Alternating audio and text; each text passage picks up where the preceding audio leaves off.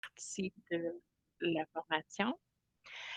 Hem, Juste pour que vous soyez au courant, j'ai arrêté, j'étais à une diapositive de la fo de celle qui dit qu'on est à la pause et la dernière diapo avant la pause, ce que ça dit, c'est que dans le cas d'un placement, nous nous abstiendrons de recruter un candidat que nous avons déjà placé ou d'encourager ou d'inciter un candidat que nous avons placé à quitter son emploi auprès d'un de nos clients. Nous nous abstiendrons également d'encourager ou de forcer un individu à mettre fin à une affectation temporaire avant la date de fin de service stipulée et ça fait partie du code de déontologie.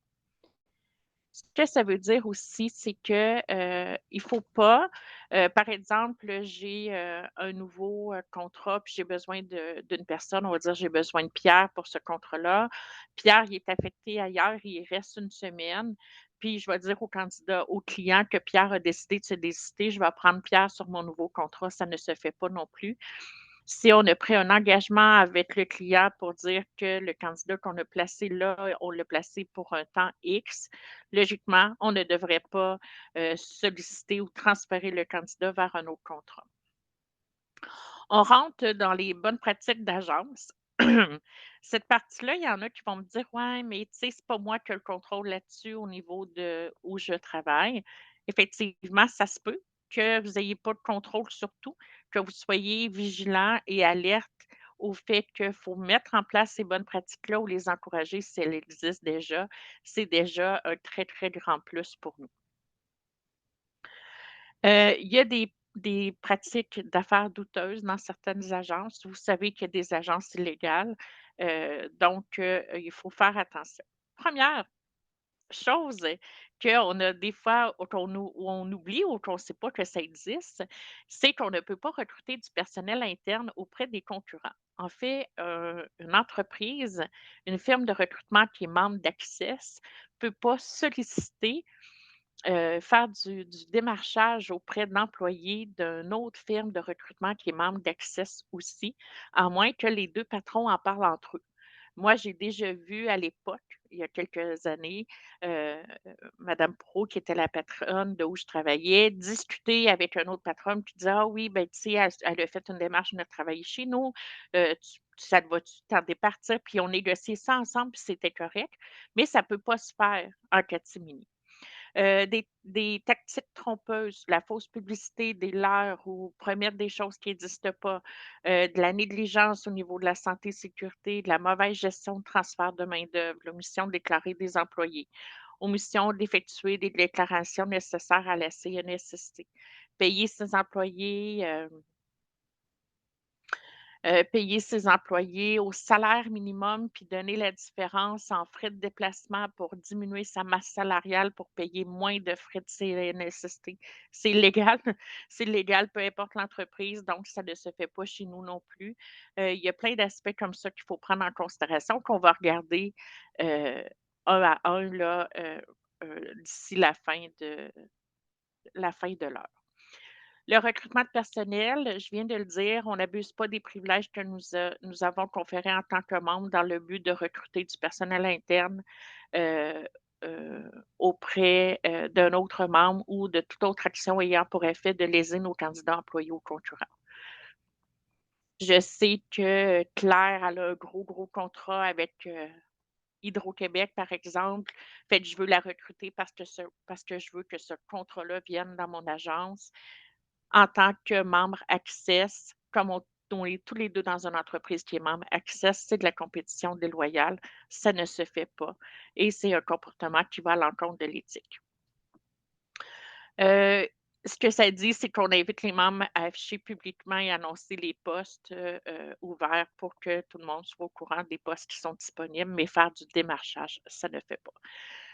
Les tactiques trompeuses, nous respectons le principe le plus strict d'intégrité, de professionnalisme et de loyauté dans nos relations candidats, clients, employés et des autorités gouvernementales. On en a parlé tantôt. Nous respectons également le caractère confidentiel des dossiers conformément aux lois. Euh, je ne peux pas mettre tous mes employés sur une cote de santé sécurité admin parce qu'elle est moins chère. puis les envoyer travailler à l'industriel, puis ne pas déclarer leur vrai travail à la CNESST. Je peux pas, comme je vous disais, les payer moins cher puis donner un montant forfaitaire à côté, ça ne se fait pas. Je peux pas les payer en argent pour éviter de payer des frais ou des redevances gouvernementales. Ça ne se fait pas non plus. Ça fait tout ça fait partie de ça. On doit fournir à nos employés, les renseignements sur les matières potentiellement dangereuses au moment de confirmer le mandat, un test de manipulation de charge, une protection sur l'intégrité temporaire et primordiale. En fait, un document de prévention de santé et sécurité. Il y a des produits dangereux, une formation SIMDUT. On est là pour encadrer nos candidats temporaires pour que leur expérience de travail soit la plus valorisante et la plus positive possible. Donc, c'est notre responsabilité de nous assurer de sa santé et sécurité. Là, vous allez me dire: «Oui, mais on n'est pas là physiquement, on ne sait pas ce qui se passe». Allez visiter l'entreprise, allez voir, posez des questions à vos candidats. Quand vous faites le suivi pour s'assurer qu'il aime toujours son travail puis qu'il a pas l'intention de se sauver et de disparaître, posez des questions. Est-ce que ça va bien, santé, sécurité? Est-ce qu'il te manque quelque chose? Tu te sens à l'aise? Et cetera. C'est super important parce que vous êtes l'employeur. Là, je sais, vous avez fait vos cours de législation 1 et 2, les relations tripartites, embarquez faites en sorte d'éviter cette situation-là compliquée, puis prenez les devants et faites de la prévention au niveau de la santé et sécurité pour protéger vos candidats, et vos employés. Transfert de main-d'œuvre, c'est un temp to perm, donc un candidat qui part du temporaire au permanent. Euh, Des fois, c'est mal géré, des fois, c'est géré un peu tout croche. Il faut faire attention, ça a un impact. Le candidat, il travaille avec nous, il est transféré chez le client, il faut qu'il soit payé. Moi, je vous le dis, moi, mon mot d'ordre, c'est la paye d'un candidat. Je ne peux pas concevoir qu'on a demandé à un candidat de travailler, que le candidat a accepté de le faire, puis qu'on n'est pas capable de le payer. Moi, ça, c'est ma devise. Donc, dans le thème to perm, si je fais mal les choses, puis que le candidat pourrait avoir 1 ou 2 semaines ou 3 semaines sans salaire, c'est inacceptable. Je pense que tout le monde qui est dans cette formation-ci, là, si je vous dis: «Parce que je me suis trompée de bouton, vous aurez pas 3 sem il y a 3 semaines, vous ne serez pas payé», mais c'est pas grave, ça va vous être remis dans la prochaine année. Il y a personne qui va l'accepter. Nos candidats sont pas plus obligés de l'accepter. Donc le thème to perm, c'est quelque chose qu'il faut bien définir la date de fin avec l'agence, la date de début avec le client pour être sûr qu'il y a pas de zone, de délai, entre les 2. Heu, Mauvaise gestion, encore une fois, sur le transfert. Donc, on dit l'entreprise de services de placement sortante et ses employés doivent recevoir, dans la mesure du possible, un préavis raisonnable. C'est dans le cas où pas l'agence, l'entreprise serait vendue ou que, par exemple, on devrait transférer nos candidats temporaires, hem, vers une autre agence qui aurait obtenu un contrat d'exclusivité ou, il y a toutes sortes de raisons. Nous, on l'a vécu il y a quelques années avec une entreprise qui s'est syndiquée. On était en impartition, en fait, tous les employés de l'entreprise travaillaient pour nous et l'entreprise s'est syndiquée. Donc l'employeur a dû réembaucher tout le monde. Sans frais parce que littéralement, on sortait de l'équation avec l'arrivée du syndicat. Donc, dans cette mesure-là, moi, je le vois comme un thème to perm, là. C'est à peu près le même principe. Il faut que les employeurs, faut que les candidats soient avisés. Il faut qu'ils soient avisés de façon assez à l'avance. Tu sais, là, je vous parle d'un syndicat. Mettons que je n'ai pas d'exemple clair, mais il y a 30 candidats qui travaillent sur une base temporaire pour moi, puis qui changent d'agence, puis s'en vont dans une autre agence. Ça a l'air de rien, mais le candidat, ça fait 5 ans qu'il travaille pour moi, puis qui change d'agence, il perd son ancienneté. Il va arriver là-bas et là, dans 6 mois, il y a pas de paye de vacances, là, comme nous, là. Sa paye de vacances, il va l'avoir reçue ici. Ça défait des plans, ça défait d'une structure, ça demande beaucoup d'organisation pour pas dépenser sa paye de vacances tout de suite en sachant qu'il y en aura pas. Fait que ça prend de la transparence, ça prend de l'information, faut bien le faire. Faut pas le faire frustré parce qu'on parle de situation où on est l'agence sortante, donc on a perdu quelque chose. Mais il faut le faire pour le bien de nos candidats qui nous ont si bien servi pour les années, les mois ou le temps que ça a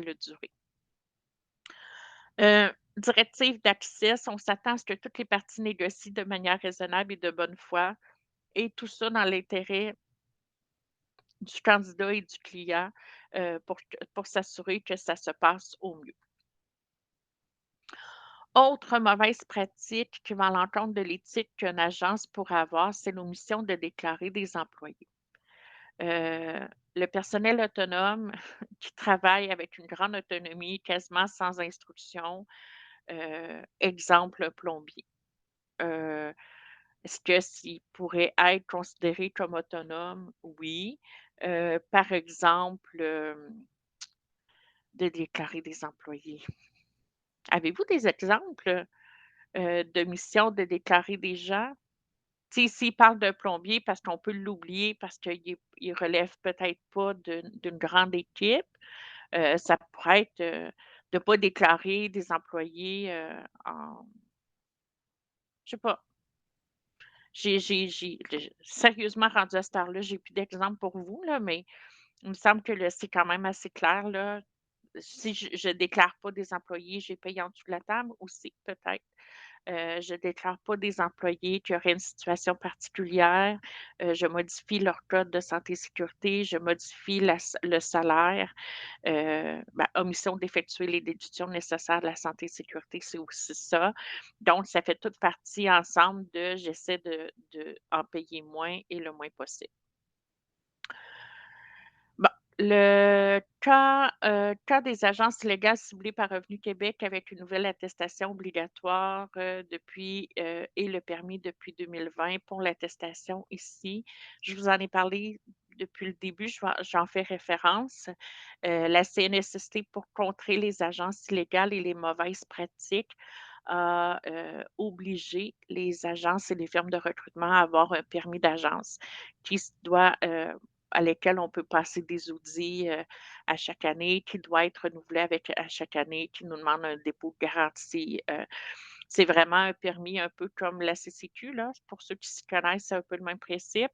Vous pouvez accompagner du permis, avoir l'attestation de revenu du Québec.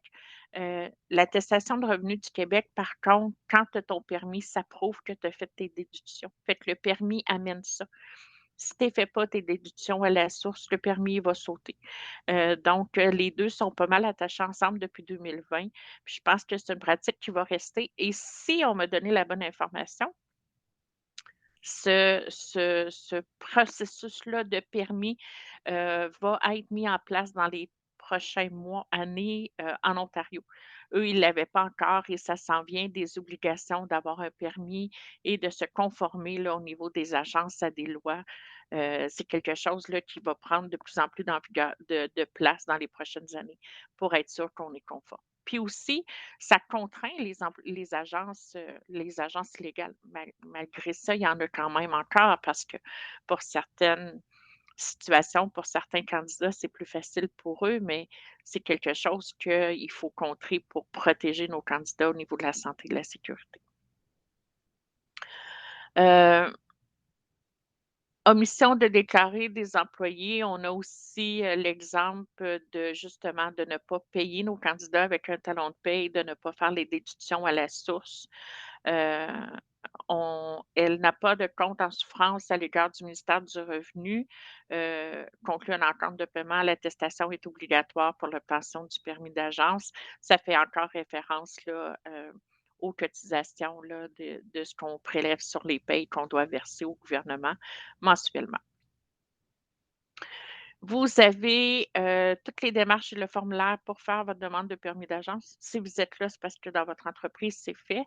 Ça fait quand même partie de la présentation. Il y a 2 types de permis, celle des agences de placement puis celle des travailleurs temporaires, étrangers. Donc, les travailleurs temporaires étant beaucoup plus associés à l'agriculture et aux gens qui viennent travailler là, à ce niveau-là. Hem Avez-vous des questions? Là, je suis partie sur une traite, là. Moi, je m'enligne ça. J'ai oublié de vous le demander si tout est correct de votre côté. Je suis désolée. C'est un sujet qui me passionne beaucoup, fait que je suis pas très arrêtable quand je me mets à parler, mais si tout va bien, oh, j'ai une question. Oui. Oups, attendez, j'arrive pas. Dans le cas d'un contrat permanent lors de la signature du contrat client-candidat, qu'est-ce que nous pouvons faire pour nous assurer que le salaire demeure le même que le salaire initial? Très, très bonne question, Claire. Effectivement, je vous résume la question que Claire elle a posée. J'ai une demande pour un poste permanent. Je vous donne un exemple. Le client, il me dit c'est 50 000. Je fais mes démarches auprès d'un candidat. Le candidat, je lui dis c'est 50 000. Il va passer son entrevue et tout, et tout, et tout. Et le client est prêt à lui faire signer une lettre d'embauche. Comment on s'assure que le salaire présenté par nous est le même qui va se retrouver sur la lettre d'embauche? Claire, chez nous, les contrats passent par nous. Donc, le contrat qu'on fait signer au candidat, le client nous l'envoie et c'est nous qui signons le contrat. Puis dans certaines situations, c'est nous qui préparons les contrats d'embauche qu'on fait signer aux 2 parties. Moins régulier, je vous dirais, plus pour les petites entreprises qui n'en ont pas. Les grosses entreprises qui ont du RH, hem, vont, vont s'occuper, ils ont déjà des modèles, mais habituellement, le modèle, il passe par nous. Et là, ça, c'est un gros débat parce que soit on le passe par nous, on garde le contrôle jusqu'à cette étape-là, étant le recruteur, ou soit qu'on laisse le client et le candidat commencer à développer leur relation de partenariat, heu, parce que, heu, leur relation de partenariat entre les 2 parce que c'est une relation de travail qui va s'établir et cetera, et cetera. C'est un peu comme la négociation. Hem, Moi, à l'époque, j'aimais que le client et le candidat puissent négocier ensemble parce que, tu sais, je veux 5 000 de plus, je peux pas te le donner, mais je vais te donner une semaine de vacances. Non, mais attends, je vais te laisser tes vendredis après-midi. C'est plus facile à 2. Ça permet au client de voir la personnalité de son nouvel employé, ça permet à l'employé de voir l'ouverture de son nouvel employeur. Donc, le fait de pouvoir le faire ensemble, je trouve ça super intéressant. Par contre, effectivement, on peut garder ce contrôle-là jusqu'à la fin. Claire, elle me répond qu'elle a su qu'il y avait 2 contrats, c'est vraiment dommage. Logiquement, il devrait en avoir qu'un seul. Puis si le contrat, il passe par nous et il vient du client, ça devrait être le contrat qui fait foi. Il ne devrait pas avoir 2 contrats différents. Heu, Malheureusement, c'est drôle, mais dans la situation que Claire, nous présente, moi, ce que je ferais, c'est que je demanderais au client. Ça, c'est quelque chose que je mettrais en place au début. Dans la prise de commande, à l'embauche, est-ce que c'est moi qui fais signer le contrat d'embauche ou c'est vous? Est-ce que quand vous le faites signer, est-ce que vous pouvez me l'envoyer? Est-ce que vous pouvez me envoyer une copie? Heu est-ce que parce que nous, on a quand le client demande qu'on ne soit pas impliqué, on en reçoit une copie, donc ça pourrait être une façon de faire aussi. Ce que je faisais moi aussi à l'époque, c'est que quand je confirmais l'entrevue à la candidate ou au candidat chez le client, je lui refaisais un résumé du poste et du salaire. Donc, voici, puis là, attendez. Voici Madame une telle, je te vous confirme votre entrevue de demain avec Monsieur un tel, à tel bureau, telle adresse, comme mentionné lors de nos échanges. Voici la description de poste, voici le salaire proposé, etc. Et je mettais le client en CCI. Fait que le client recevait le courriel que j'avais envoyé au candidat. Fait que déjà, à la première étape, le le le client savait les informations que j'avais transmises au candidat par rapport au poste. Fait que je venais de me protéger. Puis, oups, attendez, il y a plein d'informations qui rentrent dans le chat en même temps. Mais je venais de me protéger. Le client, il savait que j'avais confirmé l'entrevue parce qu'il avait vu le courriel passer. Puis la candidate, elle avait toutes les informations, puis il y avait la même description. Fait que ça venait une façon d'établir les normes, puis ça nous permettait de bien faire les choses. Heu, j'ai aussi une demande dans le chat qui dit: «Est-ce que nous pourrions faire une entente client-candidat en vidéoconférence?» Effectivement, on pourrait le faire. On pourrait le faire à la confirmation d'embauche. On pourrait le faire conjointement avec le client. Moi, ça m'est déjà arrivé. Là, on est avant pandémie. Là, j'ai l'impression d'avoir 70 ans quand je dis ça. Mais à l'époque, des fois, j'allais chez le client faire les entrevues avec lui. Fait que c'était pour des postes permanents, sauf qu'il ne se sentait pas super à l'aise. Fait que je me déplaçais chez le client ou le client se déplaçait à nos bureaux, puis on faisait les entrevues ensemble. Puis là, on confirmait ensemble l'embauche. C'est une procédure qu'on peut mettre en place aussi. Il ne faut pas oublier, notre client, c'est notre partenaire, là. C'est pour lui qu'on travaille, puis pour le candidat en même temps. Fait qu'à partir du moment où on a la bonne pratique qui convient bien aux 2, c'est parfait. Mais le courriel avec le client CCI, là, j'aimais beaucoup parce que c'était une façon assez transparente de dire au client: «Voici ce que j'ai dit au candidat». Puis ça permettait aussi, tu sais, si j'avais oublié quelque chose dans l'information, le client savait que je n'avais pas parlé, hem et ainsi de suite. Fait que c'est peut-être une pratique à mettre en place. Je suis encore dans les permis d'agence, donc la condition d'émission maintien d'un permis d'agence, se fait s'il n'y a pas d'activité illégale ou criminelle dans l'agence, pas de plainte en matière de discrimination, harcèlement dans le cadre d'un emploi, plainte fondée et rendue à terme. Vous pouvez passer un audit. Nous, on en a passé un cette année sur les obligations, les documents, comment qu'on gère nos dossiers et cetera.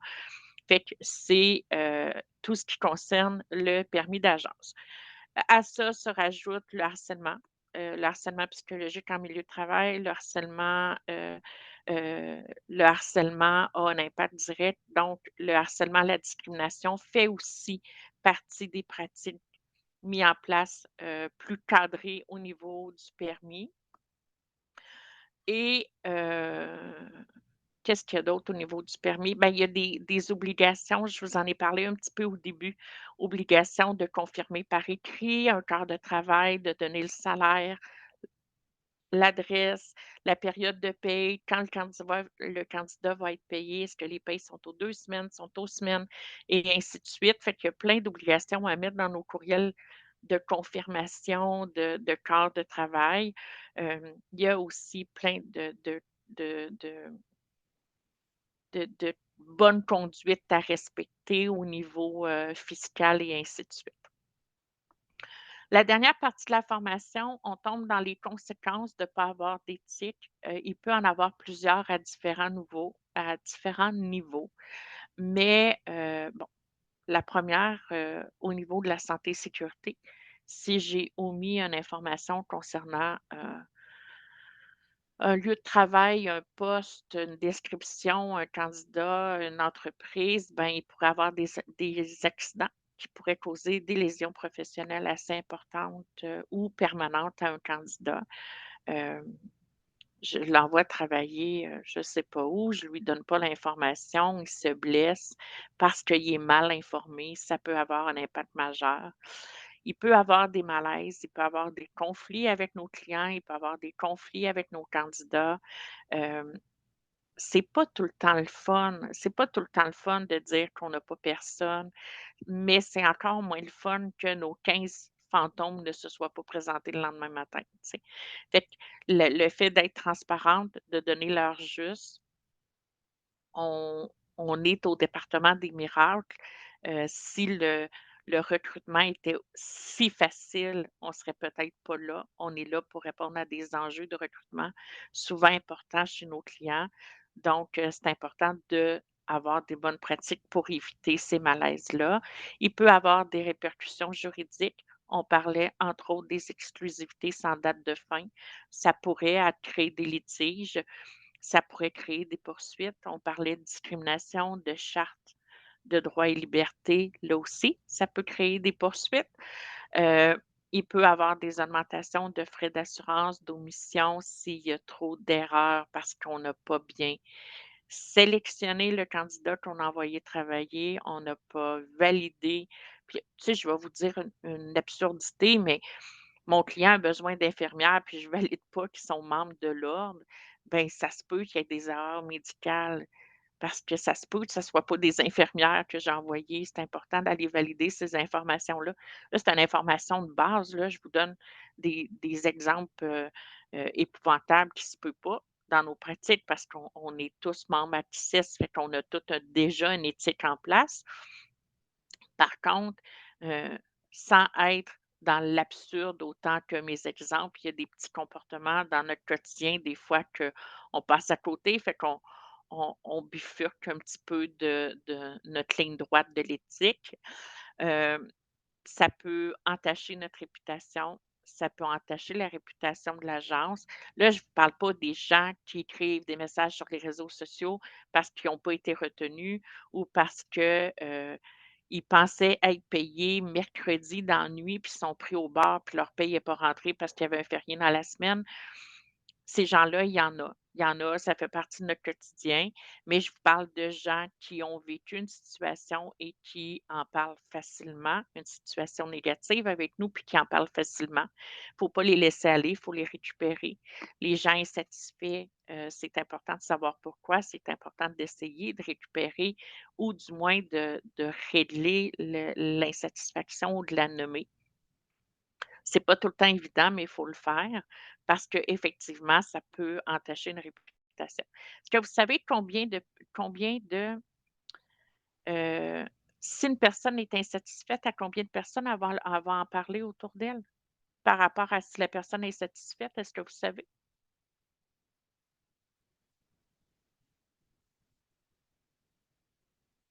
Il me semble que c'est 10.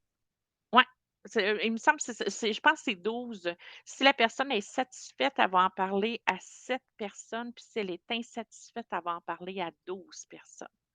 Fait que ça vaut pas la peine d'aller là pour des fois une question de compréhension, c'est important d'aller valider. Incidence sur le nombre de membres Access.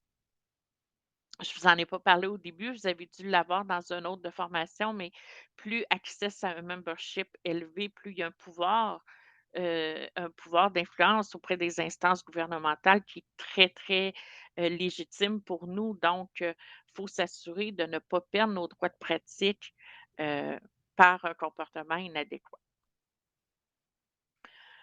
Heu, Si on a une plainte à faire ou on a besoin de de de nommer ou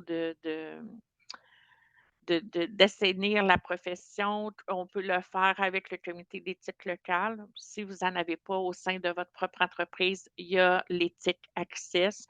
Toute personne peut déposer une plainte, membre ou non membre. Donc, la plainte, elle pourrait même venir d'un candidat ou d'un client qui aurait vécu une mauvaise expérience. Hem, on encourage les membres Access à signaler toute agence qui pourrait être présumée illégale.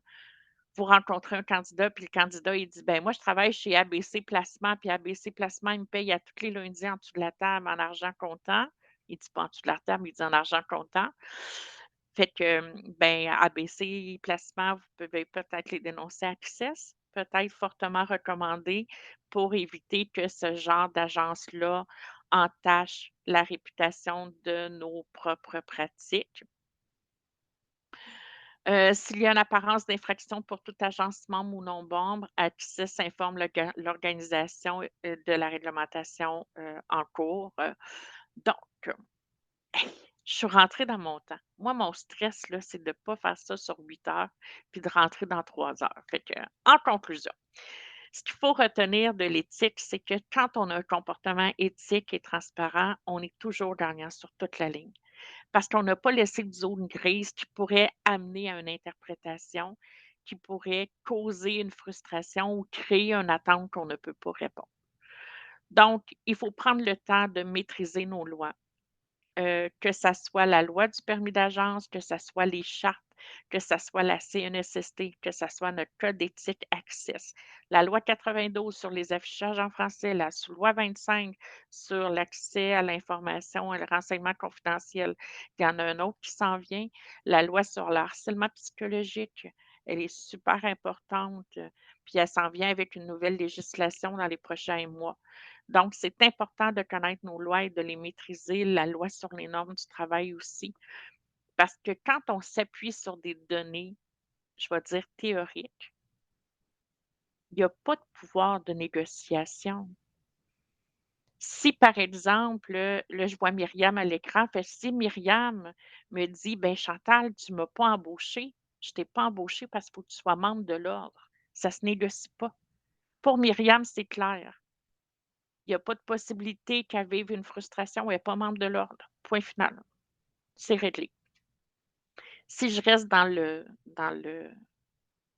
l'abstrait, ben, ça porte interprétation, puis je peux m'en aller vers quelque chose d'abstrait qui va créer une frustration, puis qui va un petit peu comme mon monsieur avec mon épicerie naturelle, heu, il a identifié le client, il est revenu, il m'a manipulé un peu en entrevue et ça a comme créé un conflit qu'on aurait pu facilement éviter si on l'avait géré autrement. Tu sais, je vous ai raconté que des aventures moins intéressantes. J'ai eu des bons coups dans ma carrière, faites-vous-en pas, mais il y a des entrevues qui m'ont plus frappé que d'autres, puis, ou des situations qui m'ont plus frappé que d'autres. Documenter toutes vos actions ou vos résultats d'action, super important. Heu, il y a une catégorie de gens qui fréquentent les firmes de recrutement pour éventuellement être capable de poursuivre les firmes de recrutement et aller chercher de l'argent. C'est de la fraude, proprement dit, mais ça se peut. Il y en a, j'en ai vu, qui, ils viennent te voir en entrevue, ils t'appellent: «As-tu un emploi pour moi?» Tu dis non, ils voient sur ton site internet un poste d'affiché, ils portent plainte en disant que tu l'as discriminé puis tu as pas voulu l'embaucher. Puis là, ils demandent un résultat, une entente à l'amiable pour avoir de l'argent. C'est de la fraude, littéralement. Sauf que si vous documentez pas vos conversations, puis vous documentez pas les actions que vous posez, à ce moment-là, ben, ça devient plus difficile de le justifier. Hem, il y a quelques semaines, on a reçu une plainte d'un candidat qui dit qu'on l'a jamais appelé pour lui proposer un quart de travail en 2 ans. Puis quand je suis rentrée dans son dossier, j'ai vu 200 courriels en 2 ans qu'on lui a proposé des quarts de travail qu'il n'a jamais répondu. Fait que vois-tu, c'est beaucoup plus facile pour moi en ayant toute la documentation de le rappeler puis lui dire: «Excuse-moi, mais ce courriel-là, puis ce courriel-là, puis ce courriel-là», puis là d'aller voir, tu sais, qu'est-ce qui s'est passé, puis elle est où sa vraie insatisfaction. Parce que c'est une plainte déguisée, ça cache autre chose, puis c'est là qu'on va créer des insatisfactions puis des non-dits. Être vigilant, ne pas faire les coins ronds, donc ne pas laisser un courriel qui dit: «Vous m'avez jamais appelé» en suspens. C'est important de les traiter. C'est important d'avoir une bonne éthique et de ne pas rester sur le fait qu'on pourrait, heu, laisser un candidat penser qu'on ne se soucie pas de lui. C'est l'être le plus précieux, le candidat. C'est grâce à lui qu'on a des clients, puis ça, il ne faut jamais l'oublier. Peu importe son humeur, puis peu importe son caractère. Puis peu importe toute sa personnalité, le candidat reste la personne la plus importante pour nous. En conclusion, l'excellence est un art que l'on n'atteint que par l'exercice constant.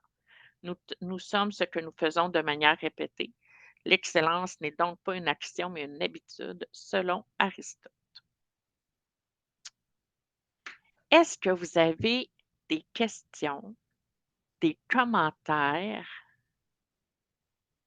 des choses que j'ai dites que vous dites: «Ça a pas de bon sens, elle aurait jamais dû dire ça dans une formation». Est-ce qu'il y a des choses qui vous ont surpris, déplu?